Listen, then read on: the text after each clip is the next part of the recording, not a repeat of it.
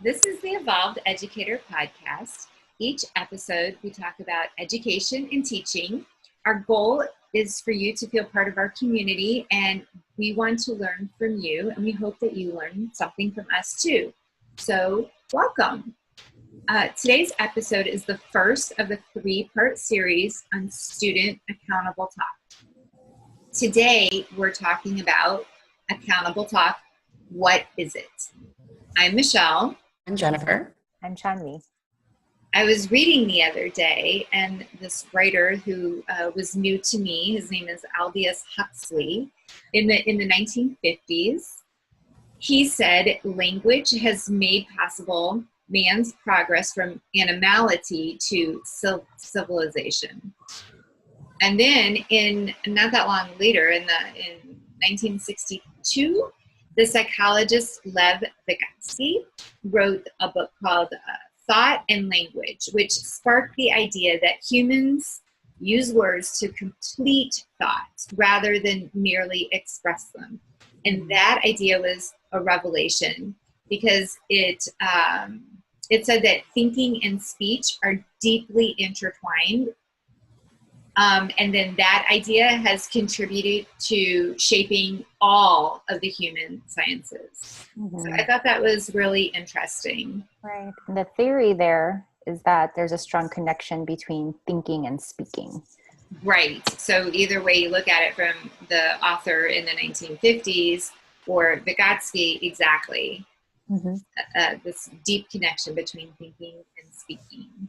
Right. That's the perfect segue to our segment today. That brings us to please sit down and start talking. Start talking. So, like I said, we're talking about accountable talk, and sometimes it's called academic discourse. Either way, the students need to spend a lot of time talking. It's all good. Yeah, we've talked about this before. Actually, the research says that students should spend somewhere between 55 and 60% of the time talking. Yeah, I mean, that makes me remember what I learned about teacher versus student talk when we did our podcast. We mentioned that teachers spend nearly 80 to 90% of the time talking. Mm-hmm. That's right. A little too much. Yeah, no, right. Teachers spend nearly 80 and 90% of the time talking, but really, students should be spending a little more than half of the time talking. What we're talking about today is giving students the opportunity to develop their thoughts, really dig deep and form new ideas. And the only way for them to do that is to spend time talking to each other, because of what we know, that the words complete ideas. Mm-hmm. Right. They need to talk and to listen in order to form those new ideas. Right. And it's active learning, right? Accountable talk gives students the chance to use academic language and speaking and listening among their peers. So we keep talking about speaking and listening, and I guess I'm all full of quotes today. That reminds me of this quote from the philosopher Michaud. It says, "The world in language is half someone else's. It becomes one's own only when the speaker populates it with his own intention, his own accent, when he appropriates the word, adapting it to his own semantic and expressive intention." And I just remember that first part that said the world in language is half someone else's, and it only becomes yours when you become the speaker. So as teachers, we want students to develop this really high level of thinking. You know, we talk about higher order thinking all the time. And the best way to do that is to provide students with a lot of time to participate in academic discourse. And it's really important that we recognize as teachers, the students need to be in these classrooms that are given them opportunities to participate in all four of the domains: the speaking, mm-hmm. the listening, the reading, and the writing. I mean, it's common, obviously, for all of us to focus on reading and writing, mm-hmm. but we cannot forget about the speaking and the listening. Right. They're interdependent. Yes. Yes, they're interdependent. So what does that look like in a classroom? Well, there's so many ways for a teacher to facilitate accountable talk, and we're going to discuss some of those strategies in part 2, but we're going to break it down into just 4 general areas for right now. Okay.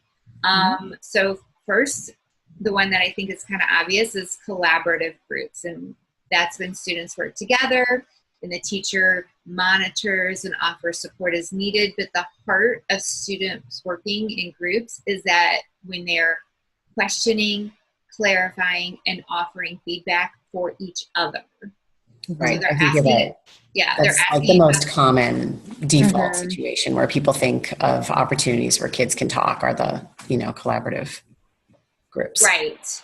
But also how they do that. So the students are asking each other's questions. They're making sure that they themselves understand what somebody else is saying, and then they're offering feedback by asking the other students to, give supporting evidence for what they think, or making sure that the other student knows why they think what they think. So something that I think that teachers maybe do, but it's more natural than purposeful, is modeling. But so the teacher needs to purposefully model the strategies and behaviors that they expect from the students. So you mean like questioning and activating prior knowledge and reflecting, those kinds of things? Exactly. And I think that teachers do that, but they need to do that in such a way that the students know that it's being modeled, that this is what you're expected to do when you're not being supervised. The third one is guided instruction, which is a really great way for teachers to learn what students know and find gaps in thinking. Right. So then that's when students discuss ideas with the teachers and peers, and then that provides the feedback and the reflection on their own thinking. So, that's often a skip step actually after the teacher models, and they kind of go having the kids just go into it, but having that guided process, having, maybe even like a fishbowl or something like that really supports the students to be able to understand how to do this.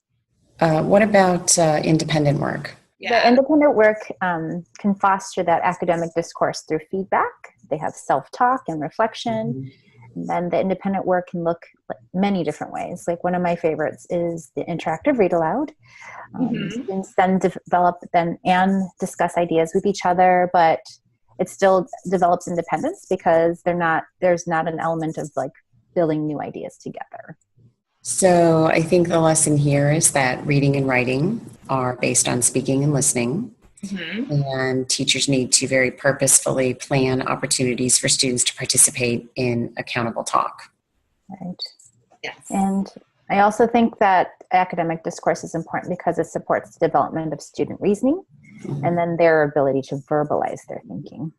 So there you go. And now we're ready for our last segment, strategies that get the W. So each episode, we like to send you off with a little goodie, a strategy that you can use in your classroom. And today we've chosen coming to a consensus. And I personally love this because when students have the opportunity to bring their personal experience to the table, everyone automatically has a voice. And also, this strategy can be used for any subject at any grade. It's really simple to implement. Students work in a group to share their individual ideas, and then they discuss it until they come to a consensus on one common idea to share with the whole group. So there you go. There's a lot of questioning, clarifying, and feedback just within that situation. And that's all we have for today. Thank you so much.